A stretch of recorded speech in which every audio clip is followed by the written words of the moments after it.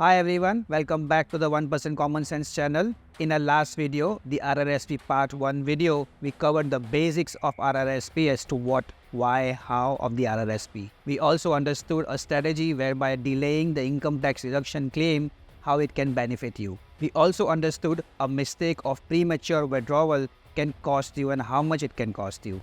Please click here to watch that video before you start watching the RRSP part 2 video of today. In our video today, we are going to cover deep dive into RRSP and understand various advanced strategies to maximize your tax savings. So let's get started.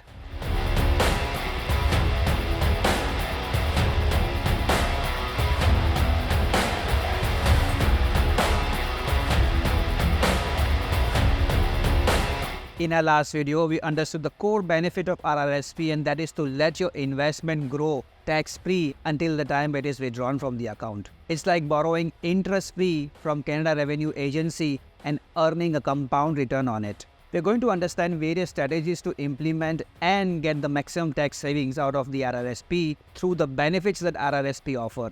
And number one benefit is tax deduction. An RRSP helps you lower your income tax bill today by allowing you to claim RRSP contribution deduction from your income tax limit. At the time of retirement, you will likely withdraw less amount from your corpus, as you will most likely be paid off your mortgage and would not have expenses related to your children such as education expenses. And hence from the corpus created, you will withdraw lower amount and hence will have lower tax bills. Here's an illustration for you to understand how you will save in taxes today if you start investing in RRSP and starting contribution claims.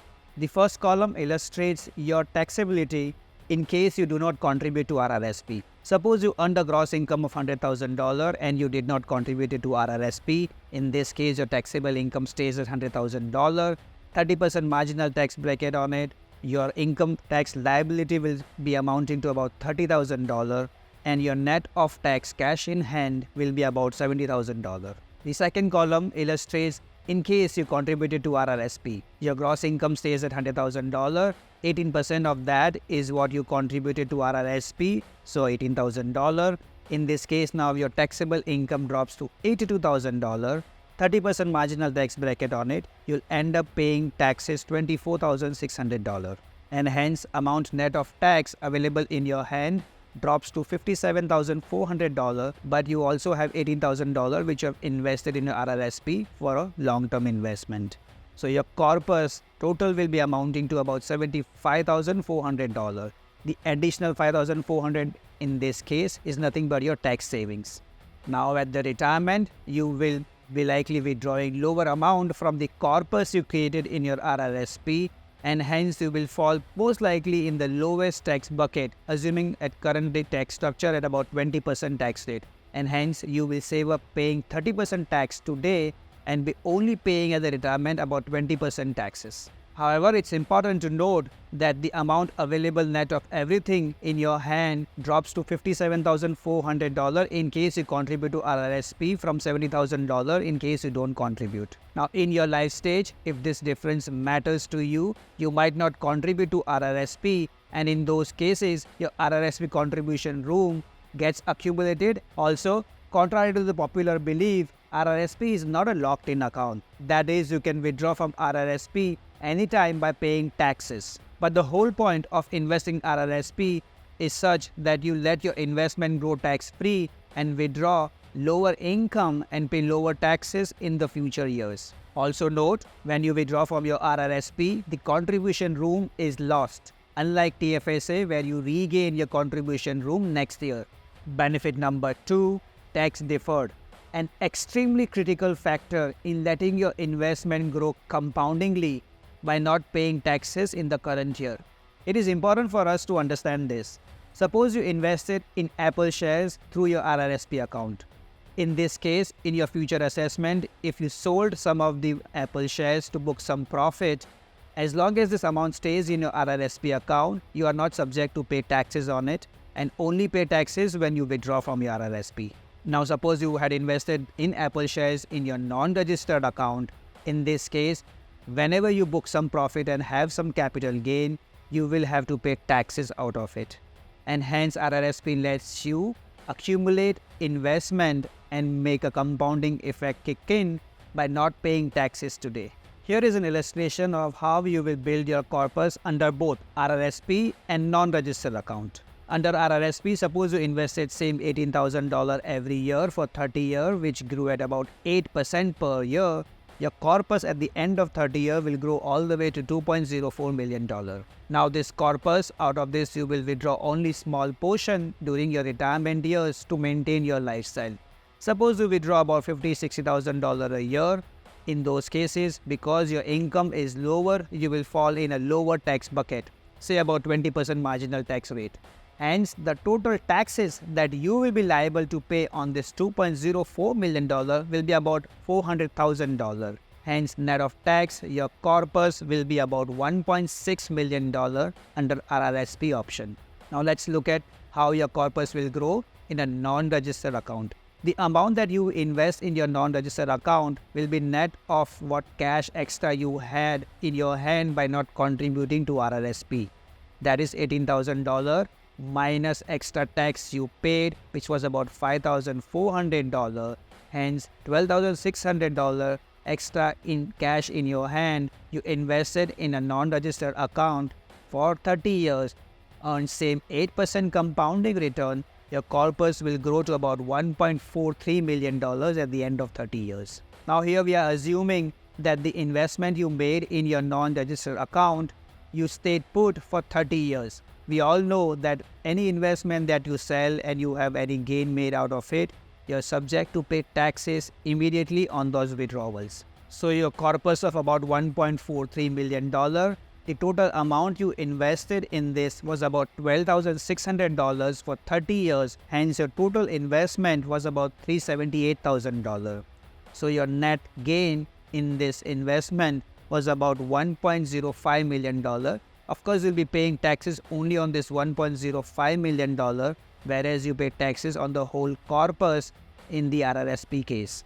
The capital gain tax rules allow you to pay taxes only on the 50% of the gains you made at the marginal tax rate bucket, and hence you'll be paying taxes only on the half of this $1.05 million capital gain you made at your marginal tax rate. Suppose you withdraw same about $50,000-$60,000 out of this corpus created, you'll be paying about 10% tax rate on this. Over a time, on this $1.05 million capital gain, you'll be paying total taxes of about $105,000, a subsequent lower. You would notice that the tax payable is significantly different or lower versus to RRSP Advantage plan, but your corpus at the end of 30 years is only going to grow to about $1.3 million versus $1.6 million if you invested in RRSP and taken that advantage. Benefit number 3, income splitting. Also known as spousal RRSP, it works best when there is an income disparity between the partners. In this case, a higher earning partner can contribute to a lower earning partner so as to reduce the overall tax liability at the time of withdrawal or at the time of retirement. You have to be mindful of the attribution rule though, which dictates that any amount withdrawn before 3 years will be attributed back to the higher earning partner and hence taxed at a higher rate. There are following these two situations where I feel the spousal RRSP or income splitting works best in the near term. Number 1, buying your first home. Suppose Alex and Tina are planning to buy their first home. Alex, being the high earning member of the family, has contribution room more than $60,000 limit allowed under first time home buyers plan, whereas Tina, being a low earning member, has contribution room less than $60,000 in her RRSP contribution room. In this case, it will be prudent for Alex to contribute any amount in excess of $60,000 to Tina's RRSP so as to, as a time when they buy their first home, they can take out $60,000 each from the RRSP and take the maximum tax benefit.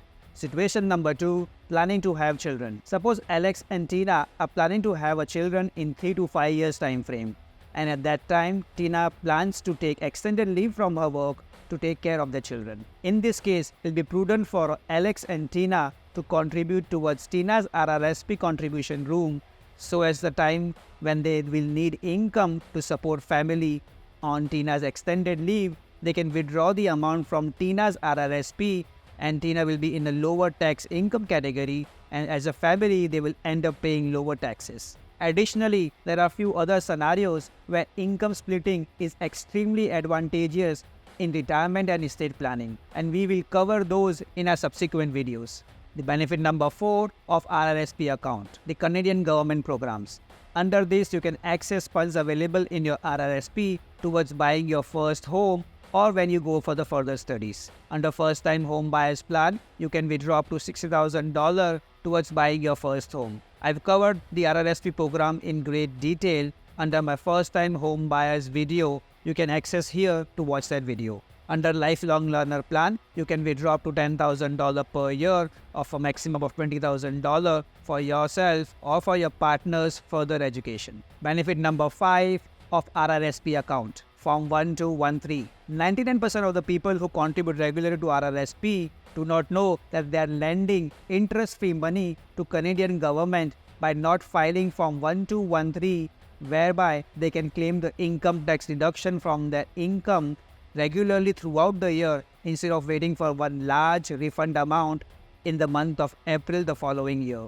All you have to do to save up not giving interest-free money to Canadian government is to fill up a Form 1213 in the month of October-November for the following year and submit it to your employer to tell them that you would be contributing to RRSP and hence they deduct less tax from your regular paychecks. Here is an illustration of how contributing regularly to your RRSP account and filling up Form T1213 can benefit you. Suppose your biweekly income is $4,000 and you contribute to your RRSP biweekly $720. You have submitted the Form T1213 with your employer and hence your employer will deduct lower tax, and in this case they will deduct a tax of about $984 from your biweekly paycheck. Your net of tax cash in hand will be about $2,300, and as you invested in RRSP regularly bi-weekly $720, assume you earned a return of 8% on it, your corpus at the end of first year will be about $19,500.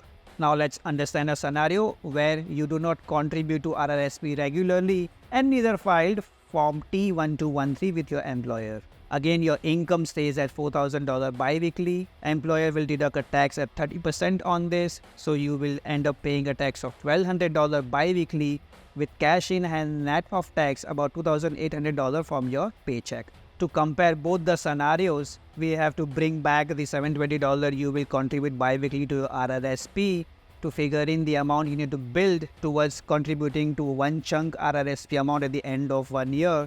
And hence, deducting $720 from your $2,800, you'll end up having a cash in hand of about $2,080. Notice the change when you will file T1213 with your employer. They will deduct less tax in your hand, and hence you ended up having $2,300 in your hand even after contributing to RRSP. Whereas not contributing to RRSP regularly and not filing Form T1213, you'll end up only having amount $2,080 per paycheck. Now, since you only will contribute to RRSP at the end of the year, the corpus you build in this 1 year in your RRSP will be the amount you invested, that is $18,720 in the second scenario. Hence, a corpus difference of about $750 where you contributed regularly and submitted Form T1213. This $750 every year and the compounding return on the $750 will keep building up until you withdraw from your RRSP account at the time of retirement. In addition to 5 benefits we went over, I wanted to quickly touch base 2 common mistakes that you should avoid while contributing to RRSP. Number 1, investing in short-term investment products while you invested in RRSP, such as cash or fixed income instruments that are actually an instrument and investment for short term, whereas in your RRSP, where you're investing for a longer duration, for example, a retirement planning, you should invest in long-term assets such as equity. Number 2, over contributing to your RRSP account. Any amount above $2,000 contributed in excess to your RRSP contribution limit will be heavily penalized. you will be charged 1% per month until the time you withdraw. This 1% monthly penalty could amount to in excess of 12% annual penalty rate, which is a very high rate. That's all, a comprehensive and deep dive guide for you with respect to your RRSP account. I know we've covered quite a lot, and hence here is a snapshot of a decision summary for you. First, we're looking at the prerequisite to start investing in RRSP. And number one, you should have created an emergency fund of at least 3 to 4 months of expenses.